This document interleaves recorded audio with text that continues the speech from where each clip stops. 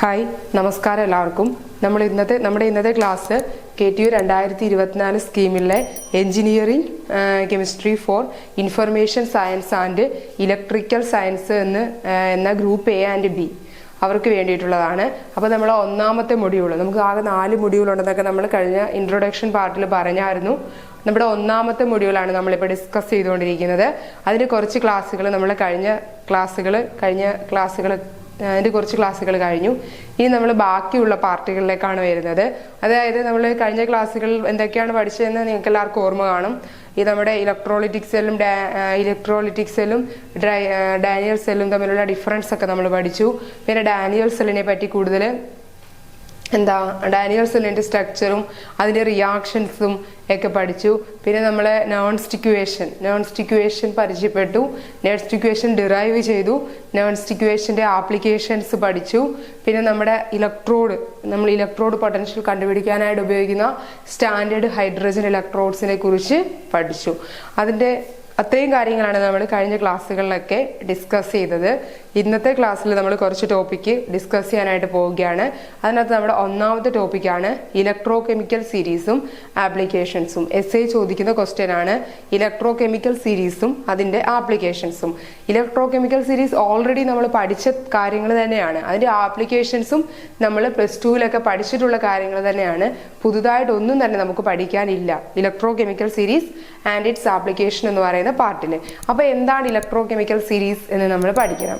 Electro chemical series എന്താണെന്ന് വെച്ചാൽ ഒന്നെങ്കിൽ റിഡക്ഷൻ പൊട്ടൻഷ്യൽ ഇൻക്രീസ് ചെയ്യുന്ന ഓർഡറിൽ അറേഞ്ച് ചെയ്യാം. റിഡക്ഷൻ പൊട്ടൻഷ്യൽ ഇൻക്രീസ് ചെയ്യുന്ന ഓർഡറിൽ നമ്മൾ അറേഞ്ച് ചെയ്യുന്ന ആ സീരീസിനെയാണ് ഇലക്ട്രോ കെമിക്കൽ സീരീസ് എന്ന് പറയുന്നത്. എന്താണ്? Increasing order of reduction potential അല്ലെങ്കിൽ decreasing order of oxidation potential എന്നും പറയാം. റിഡക്ഷൻ പൊട്ടൻഷ്യൽ ഇൻക്രീസ് ചെയ്യുന്ന ഓർഡറിലോ അല്ലെങ്കിൽ ഓക്സിഡേഷൻ പൊട്ടൻഷ്യൽ ഡിക്രീസ് ചെയ്യുന്ന ഓർഡറിലോ അറേഞ്ച് ചെയ്യുന്ന സീരീസിനെയാണ് ഇലക്ട്രോ കെമിക്കൽ സീരീസ് എന്ന് പറയുന്നത്. നമ്മൾ ഈ ഇലക്ട്രോ കെമിക്കൽ സീരീസ് ഓൾറെഡി +2 പഠിച്ചിട്ടുണ്ട് അല്ലേ? അപ്പോൾ അത് നമുക്ക് പഠിക്കാം. Lithium, sodium, potassium, magnesium, aluminium, zinc, iron, nickel, hydrogen, silver, mercury, copper, aurum, fluorine. ഇത്രയും കാര്യങ്ങളാണ്. എന്തൊക്കെയാണ്? നമുക്കറിയാം ലിഥിയം ആണ് ഏറ്റവും റിയാക്റ്റീവ് ആയിട്ടുള്ള മെറ്റലാണ് ലിഥിയം. റിഡക്ഷൻ പൊട്ടൻഷ്യൽ ഏറ്റവും കുറഞ്ഞ മെറ്റലാണ് ലിഥിയം. ഓക്സിഡേഷൻ പൊട്ടൻഷ്യൽ ഏറ്റവും കൂടിയ മെറ്റലാണ് lithium. Second sodium, potassium, magnesium, aluminium, zinc, iron, nickel. Hydrogen നമുക്കറിയാം ഹൈഡ്രജൻ എന്താണ്? ഒരു ഗ്യാസ് ആണ്. ഹൈഡ്രജന് നമ്മൾ ഇവരെ കമ്പയർ ചെയ്യാൻ വേണ്ടിയിട്ടാണ് യൂസ് ചെയ്തിരിക്കുന്നത്. അതായത് ഹൈഡ്രജന് മുകൾ പാർട്ടിലോട്ട് വരുന്നവര് ഹൈഡ്രജന്റെ താഴോട്ട് വരുന്നവർ ഈ ആൾക്കാർ, അതിനെ കമ്പയർ ചെയ്യാൻ വേണ്ടിയിട്ടാണ് നമ്മൾ ഹൈഡ്രജനോടെ യൂസ് ചെയ്തിരിക്കുന്നത്. പിന്നെ നമുക്കറിയാം A എന്ന് വെച്ചാൽ ഗോൾഡ് ആണ്, F എന്താണ്? ഫ്ലൂറിൻ ആണ്. അപ്പോൾ ഇത്രയും ഇലക്ട്രോ കെമിക്കൽ സീരീസ്, ഈ സീരീസ് നമ്മളൊന്ന് ബൈ ഹാർട്ട് ചെയ്ത് വെക്കണം. അപ്പോൾ എന്താണ് ഇലക്ട്രോ കെമിക്കൽ സീരീസ്?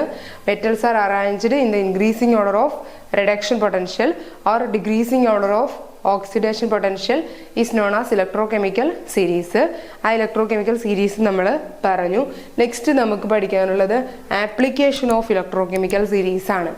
ആപ്ലിക്കേഷൻസ് പറയുമ്പോൾ ഒന്നാമത് നമുക്ക് ഈ മെറ്റൽസിന്റെ റിയാക്ടിവിറ്റിയെ കുറിച്ച് പറയാം. Reactivity of metals. നമ്മുടെ ഇലക്ട്രോഡുകൾക്ക് നെഗറ്റീവ് ആയിട്ടുള്ള ഇലക്ട്രോഡ് പൊട്ടൻഷ്യൽ ആണെങ്കിൽ അവർ ആനോഡായിട്ടായിരിക്കും ആക്ട് ചെയ്യുന്നത്. അതായത് നമ്മൾ ഈ പറഞ്ഞ ഹൈഡ്രജന് മുകളിൽ വരുന്ന ഇവരുടെ എല്ലാം ഇലക്ട്രോഡ് പൊട്ടൻഷ്യൽ എന്ന് പറഞ്ഞാൽ എന്താണ്? നെഗറ്റീവ് ആണ്. നെഗറ്റീവ് ഇലക്ട്രോഡ് പൊട്ടൻഷ്യൽ ഉള്ളവരെല്ലാം എന്തായിട്ട് ആക്ട് ചെയ്യും? ആനോഡായിട്ട് ആക്ട് ചെയ്യും. ആനോഡിൽ നടക്കുന്ന റിയാക്ഷൻ നമ്മൾ ഓൾറെഡി പഠിച്ചതാണ്. ഓക്സിഡേഷൻ ആണ്. ഇലക്ട്രോണുകളെ ലോസ് ചെയ്യുന്ന പ്രോസസ്സായ ഓക്സിഡേഷൻ ആണ്. അപ്പോൾ റിയാക്ടിവിറ്റി ഓഫ് മെറ്റൽസ് ഒന്നാമത്തെ ആപ്ലിക്കേഷൻ ആയിട്ട് നമുക്ക് പറയാം. ഇലക്ട്രോഡുകൾക്ക് നെഗറ്റീവ് ഇലക്ട്രോഡ് പൊട്ടൻഷ്യൽ ആണെങ്കിൽ അവർ ആനോഡായിട്ട് ആക്ട് ചെയ്യും. നടക്കുന്ന റിയാക്ഷൻ അവിടെ എന്തായിരിക്കും? ഓക്സിഡേഷൻ ആയിരിക്കും. അതുപോലെ ഇലക്ട്രോഡുകൾക്ക് പോസിറ്റീവ് ഇലക്ട്രോഡ് പൊട്ടൻഷ്യൽ ആണെങ്കിൽ അത് കാഥോഡായിട്ട് ആക്ട് ചെയ്യും. കാഥോഡിൽ നടക്കുന്ന റിയാക്ഷൻ എന്താണ്? റിഡക്ഷൻ ആണ്. കാഥോഡിൽ നടക്കുന്ന റിയാക്ഷൻ റിഡക്ഷൻ ആണ്. ഇതാണ് നമുക്ക് റിയാക്ടിവിറ്റി ഓഫ് മെറ്റൽസ് എന്ന് പറയുന്ന ആപ്ലിക്കേഷനിൽ ഓർത്തിരിക്കേണ്ട പോയിന്റ്. എന്താണ്? നെഗറ്റീവ് ഇലക്ട്രോഡ് പൊട്ടൻഷ്യൽ ആണെങ്കിൽ metals having negative electrode potential they can act as anode. Metals having positive electrode potential they can act as cathode. ഇനി നമ്മുടെ രണ്ടാമത്തെ ആപ്ലിക്കേഷൻ എന്ന് വെച്ചാൽ ഡിസ്പ്ലേസ്മെന്റ് റിയാക്ഷൻ ആണ്. ഇത് നമ്മൾ 10th പഠിക്കുന്ന ഡിസ്പ്ലേസ്മെന്റ് റിയാക്ഷൻ. അതായത് നമ്മൾ പഠിച്ചു ഹൈലി റിയാക്റ്റീവ് ആയിട്ടുള്ള ഒരു മെറ്റല് ലോ റിയാക്റ്റീവ് ആയിട്ടുള്ള ഒരു മെറ്റലിനെ അതിന്റെ സോൾട്ട് സൊല്യൂഷനിൽ നിന്നും ഡിസ്പ്ലേസ് ചെയ്യുന്ന റിയാക്ഷനെയാണ് ഡിസ്പ്ലേസ്മെന്റ് റിയാക്ഷൻ എന്ന് നമ്മൾ പഠിച്ചിട്ടുണ്ട്. ഹൈലി റിയാക്റ്റീവ് ആയിട്ടുള്ള metals having highly reactivity which displays with low reactivity from their salt solution. അതായത് ഹൈലി റിയാക്റ്റീവ് ആയിട്ടുള്ള ഒരു മെറ്റല് റിയാക്ടിവിറ്റി കുറഞ്ഞ മെറ്റലിനെ അതിന്റെ സോൾട്ട് സൊല്യൂഷനിൽ നിന്നും ഡിസ്പ്ലേസ് ചെയ്യുന്ന റിയാക്ഷൻ ആണ് എന്ത്? Displacement reaction. ഡിസ്പ്ലേസ്മെന്റ് റിയാക്ഷൻസ് നമ്മൾ നോക്കാം. സിങ്ക് ഇലക്ട്രോഡ് കോപ്പർ സൾഫേറ്റിലേക്ക് ഇമേഴ്സ് ചെയ്ത് വെച്ചിരിക്കുക, ഡിപ്പ് ചെയ്ത് വെച്ചിരിക്കുക. അപ്പം നമുക്കറിയാം, നമുക്ക് ഈ സീരീസ് അറിയാം. സിങ്ക് കഴിഞ്ഞിട്ടാണ് ആര് വന്നിരിക്കുന്നത്? സിങ്ക് ഹൈഡ്രജന് മുകളിലാണ് വന്നിരിക്കുന്നത്. സിങ്കിന്റെ റിഡക്ഷൻ പൊട്ടൻഷ്യൽ എന്താണ്? കോപ്പറിനേക്കാൾ കുറവാണ്. അല്ലെങ്കിൽ സിങ്കിന്റെ ഓക്സിഡേഷൻ പൊട്ടൻഷ്യൽ കോപ്പറിനേക്കാൾ കൂടുതലാണ്. കോപ്പറിന്റെ പ്ലേസ് കണ്ടോ? അപ്പൊ സിങ്ക് ആണ് ഇവിടെ റിയാക്റ്റീവ് ആയിട്ടുള്ള മെറ്റല്. സിങ്ക് റിയാക്ടിവിറ്റി ലോ ആയിട്ടുള്ള കോപ്പറിനെ അതിന്റെ സോൾട്ട് സൊല്യൂഷനായ കോപ്പറിൽ നിന്ന് എന്ത് ചെയ്യുന്നു? ഡിസ്പ്ലേസ് ചെയ്യുന്നു. ആ റിയാക്ഷന് പറയുന്ന പേരാണ് ഡിസ്പ്ലേസ്മെന്റ് റിയാക്ഷൻ. നമുക്ക് ഈ ഡിസ്പ്ലേസ്മെന്റ് റിയാക്ഷനെ എങ്ങനെ റെപ്രസെന്റ് ചെയ്യാം? ഇസർഡൻ ആണ് CuSO4ലേക്ക് ഡിപ്പ് ചെയ്ത് വെച്ചിരിക്കുന്നത്. അപ്പം എന്താ അവിടെ സംഭവിച്ചത്? ഇസർഡൻ Cuവിനെ CuSO4 സൊല്യൂഷനിൽ നിന്നും ഡിസ്പ്ലേസ് ചെയ്തു എന്ന് വെച്ചാൽ ഇങ്ങനെ മാറി വരും അല്ലെ. ഇപ്പൊ ഇസർഡൻ ഡിസ്പ്ലേസ് ചെയ്ത Cu പ്ലസ് എന്താവും? ZnSO4 എന്നാവും. ഇതാണ് എന്ത്? Displacement reaction. Displacement reaction. ഇനി നമുക്കറിയാം നെഗറ്റീവ് ഇലക്ട്രോഡ് പൊട്ടൻഷ്യൽ ഉള്ളവര് ആസിഡുമായിട്ട് റിയാക്ട് ചെയ്താൽ അവർക്ക് അതിനകത്തുനിന്ന് ഹൈഡ്രജനെ ഡിസ്പ്ലേസ് ചെയ്യാനായിട്ട് കഴിയും. നെഗറ്റീവ് ഇലക്ട്രോഡ് പൊട്ടൻഷ്യൽ ഉള്ള metals displace hydrogen gas they react with salts അല്ലെങ്കിൽ ഫ്രം ആസിഡ്സുമായിട്ട് നെഗറ്റീവ് ഇലക്ട്രോഡ് പൊട്ടൻഷ്യൽ ഉള്ള മെറ്റൽസ് റിയാക്ട് ചെയ്യുവാണെന്നുണ്ടെങ്കിൽ അവർ അതിനകത്ത് നിന്ന് ഹൈഡ്രജൻ ഗ്യാസിനെ എന്ത് ചെയ്യും? ഡിസ്പ്ലേസ് ചെയ്യും. ഇപ്പൊ 2 ആപ്ലിക്കേഷൻ നമ്മൾ പറഞ്ഞു. Reactivity of metals. എന്താണ് റിയാക്ടിവിറ്റി ഓഫ് മെറ്റൽസിൽ പറഞ്ഞത്? Metals having negative electrode potential they can act as anode. Metals having positive electrode potential they can act as cathode. Second displacement reaction ആണ് പറഞ്ഞത്. അതായത് ഹൈലി റിയാക്റ്റീവ് ആയിട്ടുള്ള metal law reactive ആയിട്ടുള്ള മെറ്റലിനെ അതിന്റെ salt സൊല്യൂഷനിൽ നിന്നും എന്ത് ചെയ്യുന്നു? ഡിസ്പ്ലേസ് ചെയ്യുന്ന റിയാക്ഷൻ ആണ് ഡിസ്പ്ലേസ്മെന്റ് റിയാക്ഷൻ. സിങ്ക് കോപ്പർ സൾഫേറ്റിലേക്ക് ഡിപ്പ് ചെയ്ത് വെച്ചിരുന്നാൽ കോപ്പറിനെ സിങ്ക് ഡിസ്പ്ലേസ് ചെയ്യുന്നു. ഇനി നെഗറ്റീവ് ഇലക്ട്രോഡ് പൊട്ടൻഷ്യൽ ഉള്ള ചില മെറ്റൽസ് ആസിഡുമായിട്ട് റിയാക്ട് ചെയ്യുവാണെന്നുണ്ടെങ്കിൽ ഹൈഡ്രജൻ ഗ്യാസിനെ ഡിസ്പ്ലേസ് ചെയ്യും. അങ്ങനെ 2 ആപ്ലിക്കേഷൻസ് നമ്മൾ കംപ്ലീറ്റ് ചെയ്തു. ഇനി 3ാമത്തെ application spontaneity of a redox reaction. നമ്മുടെ റിഡോക്സ് റിയാക്ഷന്റെ സ്പോണ്ടേനിറ്റി പറയാനായിട്ട് പറ്റുന്നു. അതായത് അത് നമ്മൾ പറയുന്നത് EMF നെഗറ്റീവ് ആണെങ്കിൽ reaction not occur, EMF positive ആണെങ്കിൽ റിയാക്ഷൻ സ്പോണ്ടേനിയസ് ആയിരിക്കും. അപ്പം നമുക്ക് എന്താ റിഡോക്സ് റിയാക്ഷന്റെ സ്പോണ്ടേനിറ്റി പ്രഡിക്റ്റ് ചെയ്യാനായിട്ട് കഴിയുന്നു. EMF പോസിറ്റീവ് ആണെങ്കിൽ റിയാക്ഷൻ സ്പോണ്ടേനിയസ് ആയിരിക്കും. EMF നെഗറ്റീവ് ആണെങ്കിൽ റിയാക്ഷൻ ഒക്യൂർ ചെയ്യുന്നില്ല, റിയാക്ഷൻ നോട്ട് ഒക്യൂർ. നെക്സ്റ്റ് നമ്മുടെ ആപ്ലിക്കേഷൻസ് വരുന്നത് പ്രെഡിക്റ്റിംഗ് ആനോഡ് കാഥോഡ്. നെക്സ്റ്റ് നമ്മുടെ ആപ്ലിക്കേഷൻ വരുന്നത് ആനോഡ് കാഥോഡ്. അതിനെ പ്രെഡിക്റ്റ് ചെയ്യാനായിട്ട് പറ്റും. ഇതിനകത്ത് ആനോഡ് ഏതാണ് കാഥോഡ് ഏതാണെന്നൊക്കെ നമുക്ക് പ്രെഡിക്റ്റ് ചെയ്യാനായിട്ട് കഴിയുന്നു. പിന്നെ ആനോഡ് ഏതായിരിക്കും? ആനോഡ് റിഡക്ഷൻ പൊട്ടൻഷ്യൽ കുറവുള്ള ആരാണ് ആനോഡ്? അല്ലെങ്കിൽ നമുക്ക് പറയാം ആനോഡിൽ ഓക്സിഡേഷൻ അല്ലേ. അപ്പോൾ ഓക്സിഡേഷൻ പൊട്ടൻഷ്യൽ കൂടുതലുള്ള ആളാണ് ആനോഡ്. ഓക്സിഡേഷൻ പൊട്ടൻഷ്യൽ കൂടുതലാണെങ്കിൽ റിഡക്ഷൻ പൊട്ടൻഷ്യൽ അവിടെ കുറവായിരിക്കും. അപ്പോൾ ഓക്സിഡേഷൻ പൊട്ടൻഷ്യൽ കൂടുതലുള്ള ആൾ ആനോഡ്, അല്ലെങ്കിൽ റിഡക്ഷൻ പൊട്ടൻഷ്യൽ കൂടുതലുള്ള ആള് ആനോഡ്. അപ്പൊ കാഥോഡോ?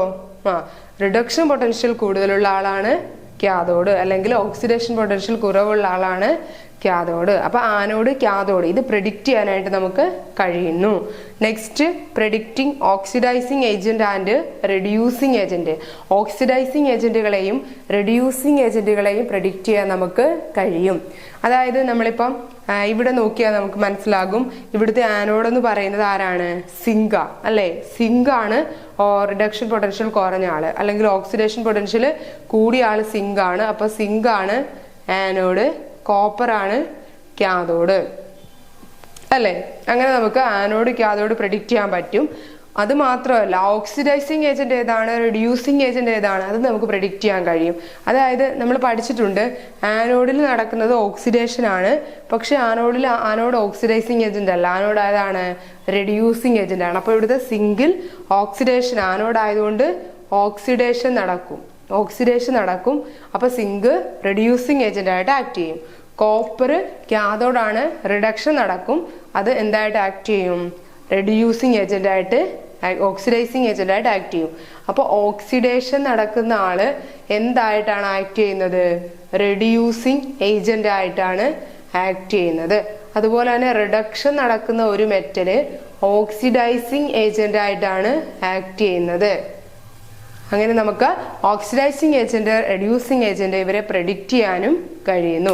അപ്പൊ നമ്മളിപ്പോൾ ഡിസ്കസ് ചെയ്ത ടോപ്പിക്ക് ഇലക്ട്രോ കെമിക്കൽ സീരീസും അതിന്റെ ആപ്ലിക്കേഷൻസും ആണ്. എന്താണ് electrochemical series? The metals are arranged in the increasing order of reduction potential or decreasing order of oxidation potential is known as electrochemical series. ആ സീരീസ് നമ്മൾ പഠിച്ചു. Lithium, sodium, potassium, magnesium, aluminium, zinc, iron, nickel, hydrogen, silver, mercury, copper, gold, fluorine. പിന്നെ electrochemical സീരീസിന്റെ കുറച്ച് applications നമ്മൾ discuss ചെയ്തു. First one, reactivity of metals. Negative electrode potential, metals having negative electrode potential, they can act as anode.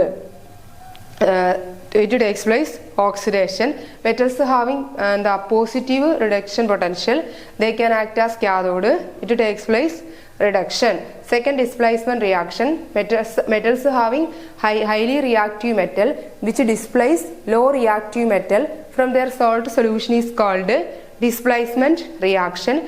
Metals having negative electrode potential, they react with acid, they displace hydrogen gas.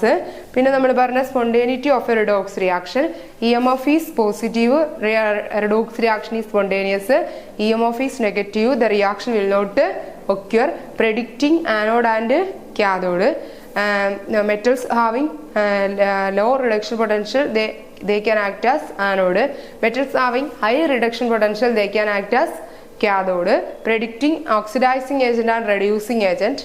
Anode act as reducing agent, cathode act as oxidising agent. അപ്പം electro chemical series എന്താണെന്നും അതിന്റെ applications എന്താണെന്നും ഉള്ള കാര്യം clear ആയില്ലേ? Okay.